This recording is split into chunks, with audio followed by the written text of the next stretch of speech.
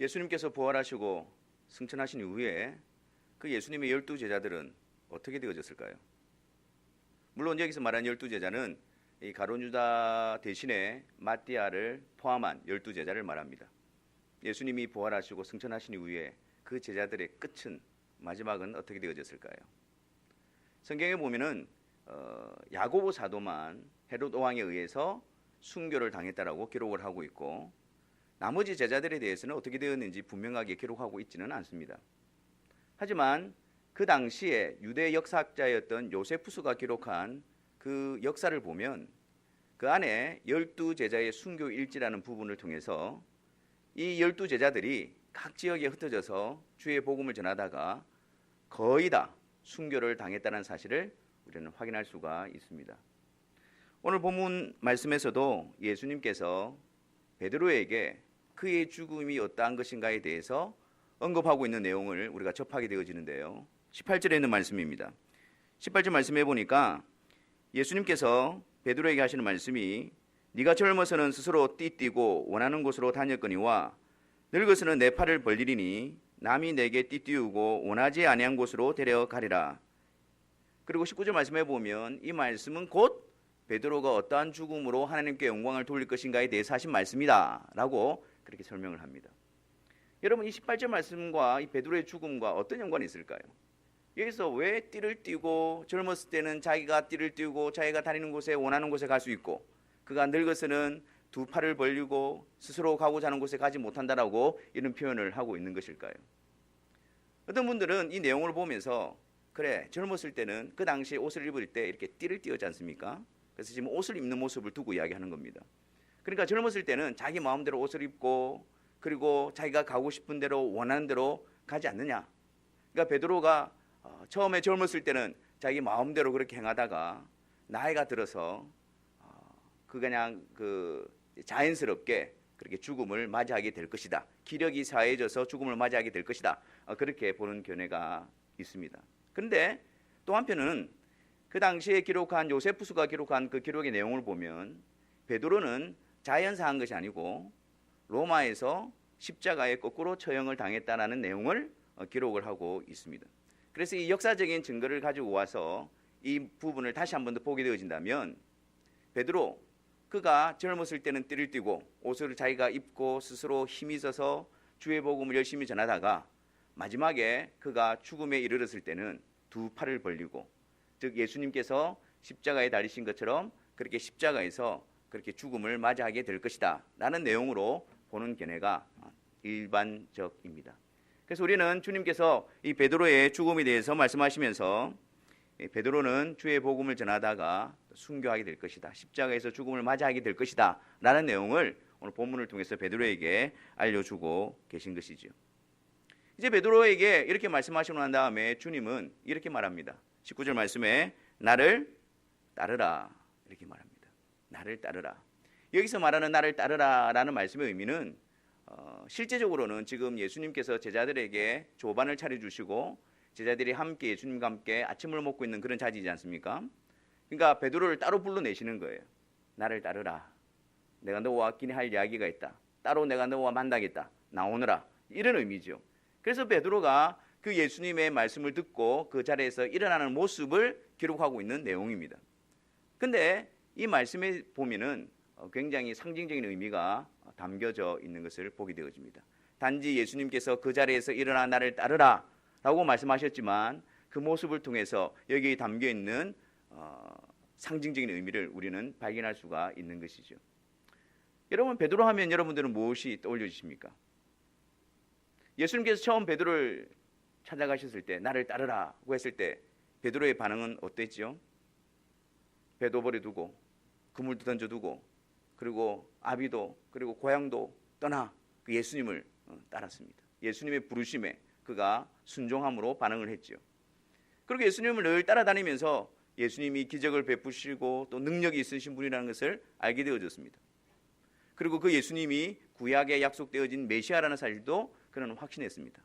하지만 죄에서 죄인들을 구속할 메시아로 그가 이해했던 것은 아니고 그 당시 유대인들이 가졌던 생각처럼 정치적인 메시아, 군사적인 메시아, 로마의 압제에서 이스라엘을 회복시킬 그런 메시아로서 예수님을 따랐던 것입니다. 그 예수님께서 이제 왕이 되어지실 때에 그때 그 옆에서 자기도 권세를 누리기 위해서 그런 야망을 가지고 예수님을 따랐던 자가 바로 베드로였죠. 그리고 베드로는 항상 예수님 앞에서 열심이었지 않습니까? 다른 사람은 다 버릴지라도 저는 주를 버리지 않겠습니다. 그렇게 호언장담했던 자가 베드로였습니다. 저는 주님 가시는 곳에 제 목숨을 버릴 각오를 하고 따라갈 준비가 되어 있습니다라고 말했던 자가 바로 베드로였습니다. 그런데 베드로의 실상은 어땠습니까? 주님을 부인하고 돌아섰던 자였지요. 근데 이런 베드로가 실패하고 무너져 있는 이 베드로가 어떻게 주님의 복음을 증거하며 순교의 자리에 이르기까지 그가 거기에 도달할 수 있었던 이유가 무엇이었을까요? 우리는 이 내용들을 쭉 살펴보면서 그 이유를 발견하게 되어집니다.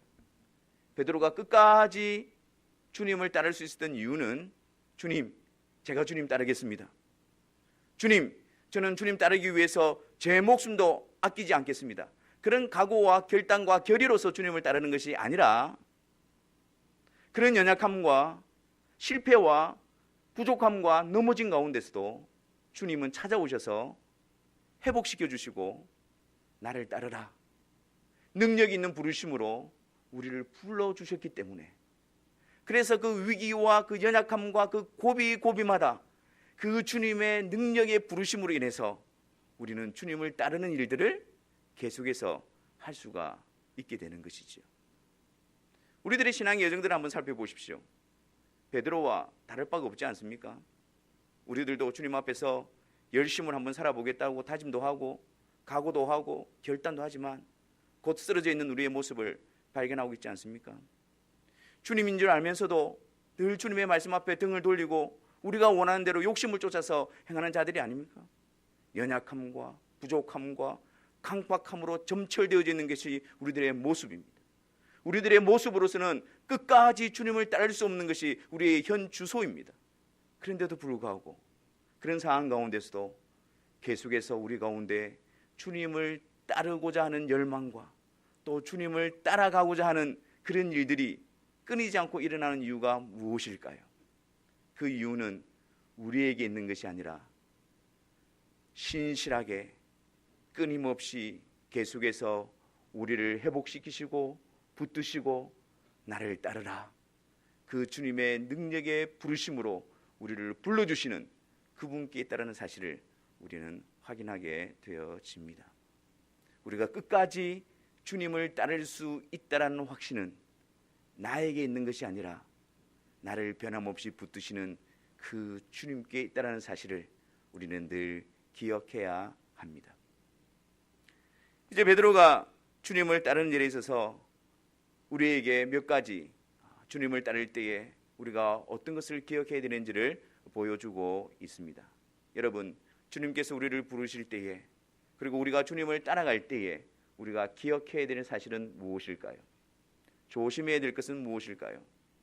여러분, 주님을 따라가는 것은 주님을 보고 따라가는 겁니다. 주님을 따라가는 길에 다른 그 어떤 것이 자리하게 해서는 안 됩니다. 오늘 말씀을 한번 보십시오. 주님께서 베드로에게 나를 따르라 그렇게 하니까 베드로가 그 자리에서 벌떡 일어나서 주님을 따릅니다. 그리고 주님을 따르다가 돌아보니까 그 뒤에 한 제자를 보게 되어집니다. 그 제자가 같이 따라오는 거예요. 근데 그 제자가 누구입니까? 요한입니다. 근데 요한은 요한복음에서 요한 자신을 어떻게 표현하느냐면 주님의 사랑받는 제자 이렇게 자신을 표현했어요. 그러니까 이런 표현들을 볼 때에 요한 그 자신이 얼마나 주님께 사랑받는 제자였는가를 알 수가 있습니다. 근데 베드로 입장에서 예수님께서 오셔서 베드로를 회복시키시고 또 그 사역의 또 위임을 다시 해주시고 그리고 나를 따르라고 해서 참 기쁨으로 주님을 따르고 있는데 뒤를 돌아보니까 누가 따르고 있어요? 요한이 따라오는 겁니다. 주님이 사랑하시는 그 제자 그 요한이 따라오는 겁니다. 그러니까 베드로가 주님의 말씀에 순종하여 주님을 바라보고 따라가야 되는데 요한을 바라보고 있는 거예요. 요한은 어떻게 되는 거지? 요한은 왜 따라오는 거지? 나는 주님을 위해서 복음을 전하고 순교의 자리에 이르게 될 텐데 저 요한은 어떻게 되는 것일까? 그런 궁금증에 사로잡히게 되어집니다. 주님을 바라보고 주님만을 바라보고 따라가야 되는데 그 도중에 요한에게 그 마음이 빼앗겨져 있습니다. 그래서 베드로는 주님에게 이렇게 묻습니다. 21절에 이 사람은 어떻게 되겠사옵나이까? 라고 묻습니다. 나를 따르라. 주님 그렇게 말씀하셨는데, 주님 제가 주님만을 바라보고 따라갑니다, 이렇게 돼야 되는데, 그 따르는 자리에서 주님을 잊어버리고 이 사람은 어떻게 됩니까? 이 요한은 어떻게 됩니까? 베드로는 자신과 요한을 비교함으로 해서 주님을 따라가게 되는 그 자리에서 멈칫하게 되어지는 것입니다. 여러분, 우리가 주님의 길을 따르면서 우리가 경계해야 되고 조심해야 될 것은 주님만을 바라보고 따라야 합니다. 그 사이에 다른 어떤 사람과의 비교도, 다른 어떤 사람에 대한 어떤 마음도 우리의 시선을 빼앗겨서는 안 됩니다. 오직 주님께만 우리가 집중해야 합니다. 근데 우리들의 모습은 어떻습니까? 끊임없이 우리 안에는 주님만을 바라봐야 되는데 자꾸 다른 사람들이 들어옵니다. 다른 사람들의 모습과 자신을 비교합니다. 그래서 비교함으로 해서 내가 때로는 교만함을 느끼기도 하고, 때로는 다른 사람과 비교해서 내가 깊은 열등감을 느끼기도 하고, 또 다른 사람과 비교해서 거짓된 안도감에 취해 있기도 합니다. 뭐 이 정도면 내가 열심히 하는 것이지, 그렇게 빠져 있는 것이 우리들의 모습인 것입니다. 우리는 주님을 따르는 그 길에 있어서 주님을 놓쳐버리게 될 때에 우리는 방향을 잃어버리게 되어집니다. 포도원 품꾼 비유를 보십시오. 예수님께서 포도원 품꾼 비유를 통해서 우리에게 말씀하시는데, 한 포도원 주인이 이제 소출 때가 되어져서 일꾼들을 불러옵니다. 그래서 아침에 일찍 처음에 한 일꾼을 불러서 포도원에 들어가서 일하게 합니다. 내가 품삯을 얼마 줄 테니 너는 내 포도원에 와서 일을 하라. 여러분, 그 사람 마음이 어떻겠습니까? 얼마나 기뻤겠습니까? 제일 먼저 부름을 받아서 포도원에 들어가서 일을 하고 할 수 있게 되어지지 않았습니까? 품삯도 받게 되어질 것이고, 이제 그 하루를 일하면 내가 가족들을 위해서 부양할 수도 있을 것이고, 정말 기뻤을 것입니다. 주인이 자기를 가장 먼저 불러준 것에 대해서 너무나 감사하고 감격했을 것입니다. 그런 마음으로 포도원에서 일을 하고 있습니다. 근데 조금 있으니까 어떤 일이 벌어집니까? 좀 시간이 지나니까 또 어떤 사람이 들어옵니다. 또 시간이 지나니까 또 어떤 사람이 들어옵니다. 그리고 급기야는 이제 1시간 남았는데 1시간을 남겨두고도 또 한 사람이 들어오는 거예요. 그리고 일을 마치고 난 다음에 이제 주인이 그 일한 사람들을 불러서 품삯을 나눠줍니다. 근데 맨 나중에 온 사람부터 품삯을 주는데, 맨 나중에 온 사람에게 한 데나리온을 줍니다. 그랬더니 이제 처음 제일 먼저 온 사람이 그것을 보고 생각하는 거예요. 비교하는 겁니다. 1시간 일한 사람에게도 한 데나리온이라고 한다면 하루 종일 일한 나에게는 더 많은 품삯을 주겠지. 맞습니까? 틀립니까? 당연하죠. 그런데 이 사람 순서가 되어졌습니다. 근데 그 주인이 얼마를 줍니까? 똑같이 한 데나리온을 주는 거예요. 그랬더니 이 분노가 폭발합니다. 원망과 불평이 터져 나옵니다. 아니, 어떻게 1시간을 일한 사람과 오늘 하루 종일 더위를 참아가면서 땀 흘리며 수고했던 나와 똑같이 대우할 수가 있습니까? 불공평합니다. 불의합니다. 그렇게 이야기합니다. 그랬더니 주인이 하는 이야기가 무엇입니까? 내가 너와 한 데나리온의 품삯을 약속하지 않았느냐? 내가 약속한 대로 너한테 주는데 네가 왜 거기에 대해서 불평하고 나를 불의하다고 하느냐? 만약에 그 사람이 포도원에서 혼자서 일을 했더라면 이런 생각을 가지지 않았을 것입니다. 주인이 불러주셨던 그 부르심에 감사해서 기쁨으로 열심히 일했을 것입니다. 그런데 그 감사의 마음이, 그 기쁨의 마음이 왜 무너지게 되었을까요? 1시간 전에 들어왔던 그 사람 때문에. 그 사람과 비교하기 시작하니까 자기가 그 감격과 감사로 했던 그 모든 일들이 원망과 불평으로 바뀌어지는 거예요. 나를 불러준 그 주인의 은혜를 찬양했던 그 입술이 그 주인을 향해서 불의하다고 외치는 불평하는 입술로 바뀌어버리게 되어지는 것입니다. 여러분, 우리가 주님을 따르는 것은 이와 같습니다. 나를 불러주신 그 주님만을 보고 따라가야지, 그 주위의 다른 것들을 바라보고 다른 사람과 비교하게 될 때에 우리는 온전히 주님을 섬기고 주님을 따라가는 그 길에 있어서 잘못되어진 것으로 채워줄 수가 있는 것입니다. 이 사람은 어떻게 되겠습니까? 우리가 주님을 따라가는 길에 있어서 조심해야 될 부분입니다. 주님만을 보고 우리는 따라가야 할 것입니다. 두 번째로 주님을 따르는 일에 있어서 우리가 기억해야 될 사실이 무엇입니까? 베드로가 이렇게 질문하니까 예수님께서 어떻게 대답하셨습니까?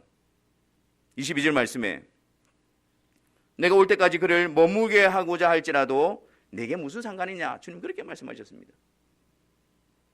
너는 복음을 전하고 순교의 자리에 가고, 그리고 또 요한은 내가 다시 올 때까지 그를 살려둔다 할지라도 그것이 내게 무슨 상관이냐? 주님 그렇게 말씀하십니다. 무슨 의미일까요? 각 사람을 불러서 하나님께서 일을 맡기시고 그 사람들을 통해서 그 모든 뜻을 이루어 가시는 주님의 주권적인 역사라는 것을 이야기합니다. 이것은 우리가 서로 비교해서 얻어지는 어떤 그런 것을 이야기하는 것이 아니고 주님께서 결정하시고 주님께서 맡기시고 주님께서 주관하시는 일이라는 것을 이야기하고 있습니다. 너와 무슨 상관이 있느냐? 내가 요한을 내가 올 때까지 머물게 할지라도 그것이 너와 무슨 상관이 있느냐라는 것이죠. 여러분, 주님은 아주 큰 그림을 가지고 역사를 이루어 가십니다. 그 역사를 이루어 가시는 일에 있어서 우리 한 사람 한 사람을 부르시고 세우시고 자라나게 하시고 준비시키셔서 하나님의 일들을 이루어 가게 하십니다. 그래서 한 영혼이 주님께로 돌아오고 또 주님을 알아가고 주님 안에서 자라가고 또 주님의 일꾼으로 준비되어져 가고 단련되어져 가고 또 주님의 일에 쓰임받는 이 일은 주님의 주권적인 놀라운 역사의 현장입니다. 그래서 우리가 참된 믿음 안에 있다라고 한다면, 우리가 그리스도 안에 있다라고 한다면 우리의 삶은 주님께서 우리를 만지시고 빚으시고 단련시켜 가고 계신 현장인 것입니다. 나뿐만 아니라 다른 지체들도 마찬가지입니다. 주님께서 세우시고 주님께서 만져가시는 그 역사의 현장인 것입니다. 거기에 대해서 우리는 함부로 우리의 판단과 우리의 기준과 우리의 생각으로 그 영역을 침범해서는 안 됩니다.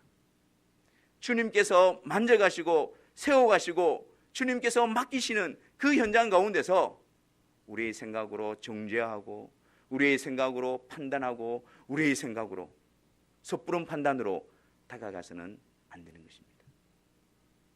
주님께서 그를 만져주시고 세워가시는 그 현장을 우리는 인정하고 서로 응원하고 격려하고 세워나가는 일이 중요한 것입니다. 우리 옆에 있는 지체들은 비교의 대상이 아니라 서로 격려하고 세워주는 대상이라는 사실을 우리는 기억해야 합니다. 주님께서 주권적으로 일을 맡기시고 일을 이루게 하신다는 말씀의 의미는 그냥 모든 거 다 무시하고 그냥 예수님께서 너 이거 해, 너 저거 해, 그런 식의 말씀의 의미를 나타내고 있는 것이 아닙니다. 주님께서 우리를 주권적으로 역사하시고 일들을 이루어 가신다는 말은 주님께서 우리에게 주시는 성향이나 특징이나 그 모든 것들을 다 포함해서 그것을 다 반영해서 그래서 주님은 일을 맡기시고 주님은 주님의 뜻을 이루어갈 수 있도록 역사하시는 것입니다. 제가 찬양 목사 하라고 하면 할 수 있겠습니까? 베드로와 요한도 그렇습니다. 베드로, 요한. 여러분, 베드로, 요한의 차이점 있지 않습니까? 베드로는 어떤 자였고 요한은 어떤 자였습니까? 베드로는 우리가 알다시피 굉장히 적극적이고 진취적인 자였습니다. 그러나 반면에 요한은 굉장히 세밀하고 굉장히 이렇게 관찰적이고 어떤 그런 제자였습니다. 예수님께서 부활하신 날 그 여인들이 달려와서 예수님이 부활하셨다, 예수님이 무덤에 계시지 않는다, 그 소리를 듣고 이 두 제자가 무덤을 향해 달려갑니다. 그 무덤에 먼저 도착한 자가 누구입니까? 요한이었죠. 근데 요한은 도착하자마자 무덤으로 바로 들어가지 않습니다. 주변을 살핍니다. 몸을 굽히려 무덤 안에 어떤 일이 일어나는지 살피고 있습니다. 근데 그 뒤에 도착한 베드로는 어떻습니까? 살필 겨를도 없습니다. 그냥 들어갑니다. 그냥 들어가가지고 거기에서 막 확인하고 이렇게 하는 거예요. 베드로는 그냥 이렇게 적극적으로 나서는 그런 성향의 소유자였습니다. 갈릴리에서 예수님이 찾아오셨을 때도 마찬가지입니다. 예수님께서 그 호숫가에서 그 제자들을 향해서 너에게 고기가 있느냐? 배 오른편에 그물을 내려라. 그 고기가 잡히니까 요한이 주님이시다. 직감적으로 요한이 먼저 그것을 깨달은 겁니다. 그런데 예수님께 먼저 나아간 자는 누굽니까? 베드로였습니다. 그 말 듣자마자 그냥 겉옷을 두드리고 뛰어내려가지고 막 헤엄쳐서 막 주님 앞으로 뛰어나갔던 자가 베드로였습니다. 주님께서는 그들이 가지고 있는 그런 특징과 성향, 그 모든 것들을 사용하셔서 주님의 일을 맡기시는 거예요. 그래서 베드로를 세워서 초대교회의 지도자로 세웁니다.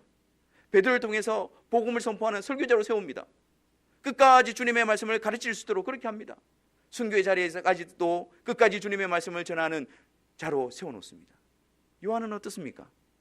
요한이 가지고 있는 그 섬세함, 요한이 가지고 있는 그 꼼꼼함, 그런 것들을 사용하셔서 요한으로 하여금 주님에 대한 기록을 남기도록 사용하십니다. 그래서 요한은 순교의 자리에 이르지 않고 오랫동안 살아있으면서 요한복음과 또 요한서신서와 또 요한계시록까지 주님에 대한 기록을 남기는 일에 사용되어지는 것입니다. 주님이 우리 모두를 사용하신다는 사실은 그냥 우리의 특징과 우리의 경향과 이런 것들을 상관하지 않고 무조건 로봇처럼 맡긴다는 말씀이 아니고 주님 주신 그 모든 은사와 우리의 특징과 이런 것들을 사용하셔서 그게 맡겨 우리에게 주의를 맡겨 주시는 것입니다.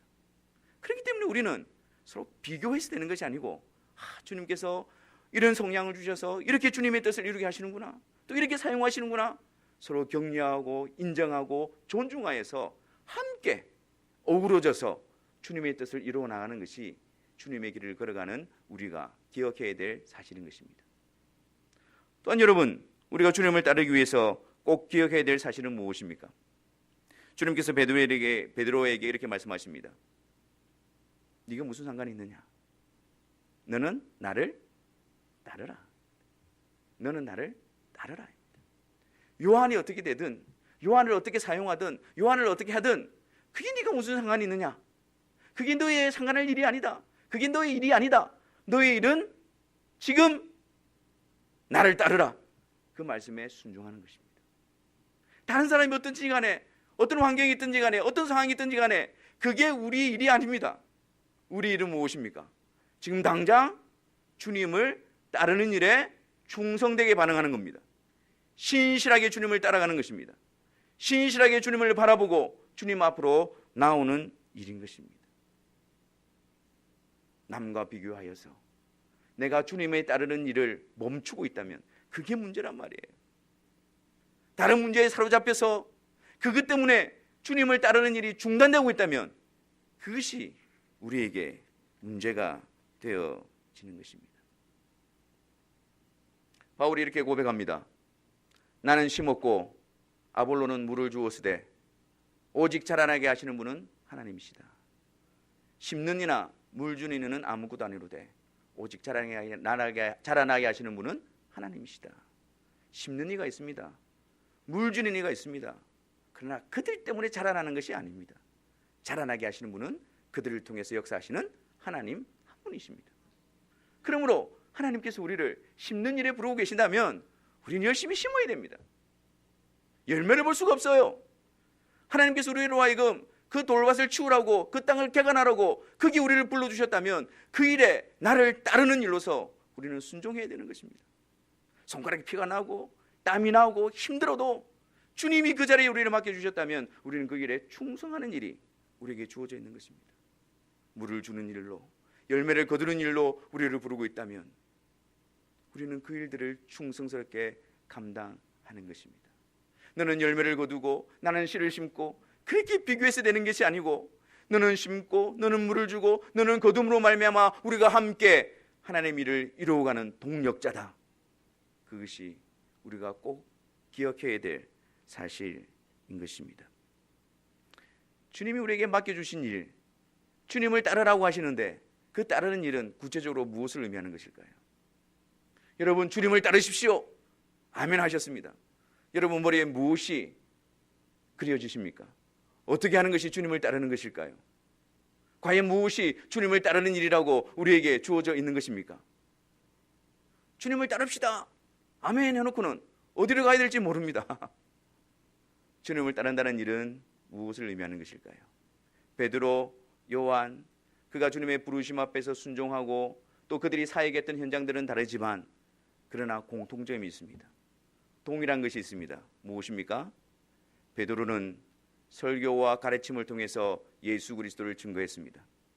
요한은 예수님에 대해서 기록하여 예수님을 증거했습니다. 주님을 따른다는 것, 주님의 제자가 된다는 것, 이 세상에서 주님을 따른다는 것은 주님과 함께 동행하며 주님의 복된 소식을 품고 있으며 그것을 이 세상 가운데 드러내는 일을 의미하는 것입니다. 나를 통해서 하나님은 주 예수 그리스도의 복음을 이 세상 가운데 드러내시기를 기뻐하시고 그것을 우리에게 사명을 주고 계신 것입니다. 우리에게 많은 은사들이 있습니다. 각기 다른 은사들이 있습니다. 그러나 그것 자체로만 의미가 없습니다. 그것을 통해서 우리 주님이 온전히 드러나야 할 것입니다. 예배 시간을 한번 보십시오. 찬양팀이 있습니다. 성가대가 있습니다. 기도하시는 분이 있습니다. 설교하시는 분이 계십니다. 그러나 각각 자기의 목소리만 낸다면 이것은 주님을 따르는 일이 아닐 것입니다. 하지만 각각 주시는 은사를 가지고 우리 주 예수 그리스도를 다 함께 드러낼 때에 우리는 그 안에서 하나로 주님을 따르는 일에 쓰임을 받게 되는 것입니다. 여러분들의 삶을 한번 돌아보십시오. 우리가 주님을 따른다고 고백하고 주님을 따른다고 지금까지 오셨지 않습니까? 그런데 정작 주님을 따른다는 것이 우리에게 무엇으로 드러나고 증명되어져 있습니까? 우리 안에 그리스도가 살아계시고 우리가 그분을 배워가며 그분을 알아가며 그분의 이름을 세상 가운데 드러내는 일로서 우리는 주님을 따라간다고 확신할 수 있을 것입니다. 여러분, 우리 교회를 한번 보십시오. 우리 교회는 주님을 따르는 교회입니까? 우리 교회는 이 세상 가운데서 주의 복음을 간직하고 주의 복음을 선포하고 주의 복음을 가르쳐 주님께서 부르시는 영혼들이 생명을 얻고 주님이 부르시는 영혼들이 주님 안에서 자라나고 주님을 부르신 영혼들이 이 세상 가운데서 주님을 증거하는 증인으로서 주님을 따라가는 자로서 그런 역사를 담고 있는 교회입니까? 저와 여러분들이 주님 안에서 진정으로 주님을 따르는 역사가 있게 되기를 바랍니다. 우리가 넘어져 있을 때, 우리가 쓰러져 있을 때 주님께서 우리를 찾아오셔서 나를 따르라, 나를 배우라, 나와 함께 가자, 나를 증거하자, 이 놀라운 주님의 부르심 앞에 기쁨으로 반응하여 우리를 통하여 우리 주 예수 그리스도 그 고귀하신 이름이 이 세상 가운데 드러나는 영광의 도구로 쓰임받는 저와 여러분들, 우리 교회로 세워지시기를 주님의 이름으로 축원합니다. 기도하겠습니다.